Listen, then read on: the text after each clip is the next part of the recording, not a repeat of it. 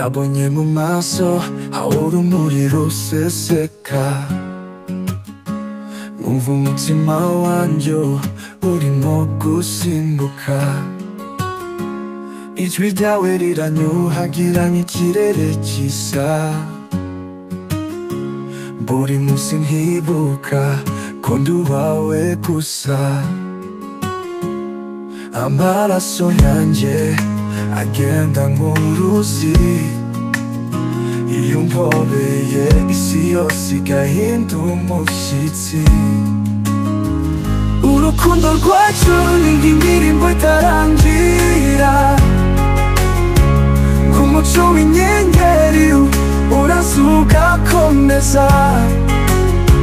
Wowe n'ijuru ryanjye, umutima wanjye, ndagukunda kugeza kw'iherezo ry'ibihe. Imbavu zawe n'inzu y'amahoro yanjye, gufata ikiganza cyawe birandema ubuzima. Nta kigeragezo cyatandukanya imitima yacu, kuko turi imwe, turi muri idashobora gusibangana. Amaraso yanjye agenda nk'uruzi, iyo umpobeye isi yose igahinda umushyitsi. Urukundo rwacu ni nk'indirimbo itarangira,